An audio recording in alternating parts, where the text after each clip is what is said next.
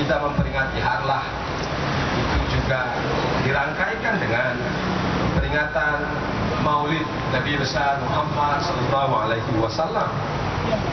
Nabi junjungan alam, Rasulullah pemimpin revolusioner, Rasulullah pemimpin dari seluruh proses berkehidupan kita. Peringatan Harlah ini juga bersamaan dengan masuknya tahun baru Masehi. Jadi ada tiga momentum besar selain Harlah ini adalah peringatan Maulid, dan kita sekarang berada di awal tahun 2016 sebagai sebuah upaya momentum tapakan baru. Tiga momentum ini sesungguhnya memberi pesan penting buat kita. Pesan pertama adalah bahwa ada spirit, ya. Karena setiap peringatan setiap peringatan yang bersifat sejarah ada momentum di dalam yang harus kita gerakkan. Ada momentum, ada event yang kita bisa melakukan sesuatu lebih besar ke depan. Apa yang dicontohkan Rasulullah buat kita? Salah satunya adalah bahwa setiap periode Rasulullah itu, apakah itu periodenya periode dakwah, apakah itu periodenya periode siasat, apakah itu momentumnya momentum dakwah, apakah itu momentumnya momentum siasat, selalu ada cobaan, selalu ada tantangan. Bagaimana Rasulullah berdakwah? Beliau mendapatkan gangguan di berbagai tempat. Rasulullah berdakwah mendapat gangguan, mendapatkan ejekan, mendapatkan cacian, fitnah dan sebagainya. Bukan hanya dari mereka petinggi-petinggi Quraisy, bukan hanya dari mereka yang para kafir-kafir Quraisy, tapi bahkan dari keluarganya sendiri, para pamannya.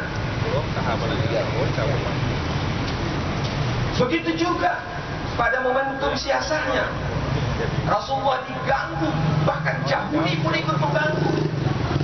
Bukankah perjanjian Hudaybiyah yang sama-sama kita ketahui sebagai sebuah perjanjian yang diganggu oleh Yahudi? Rasulullah harus merubah berbagai perjanjian ketika piagam Madinah. Para Yahudi tidak mau ada kata-kata Muhammad Rasulullah karena kami tidak mengakui kau. Rasulullah menukar Muhammad Ibnu Abdullah dan seterusnya dan seterusnya. Bapak Ibu yang saya muliakan, begitu juga dalam situasi silaturahim Rasulullah kepada berbagai tempat, selalu saja dianggap itu sebagai sebuah upaya Rasulullah untuk melakukan gangguan terhadap sesuatu yang penting buat para kafir Quraisy pada saat itu. Saya mau mengambil cerita ini, apa yang kita lakukan juga, apa yang kita lewati juga mengalami berbagai perlawanan. 43 tahun usia Partai Persatuan Pembangunan, kita melewati berbagai perlawanan. Dulu kita diinjak-injak, ini para orang tua banyak di sini yang mengetahui betul bagaimana sakitnya berpartai. Mungkin di periode kita tidak begitu. Kita tidak merasakan bagaimana secara fisik kita mengalami tekanan. Orang tuanya Bang Jul, orang tua saya, orang tua yang lain di sini, para sen, ada Pak Sahrum di sini.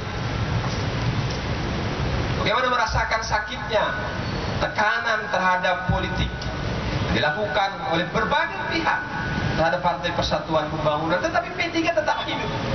P3 bertahan, P3 tetap eksis. Bahkan seperti yang disampaikan Pak Yulijar, P3 sempat menjadi Wakil Presiden Republik Indonesia.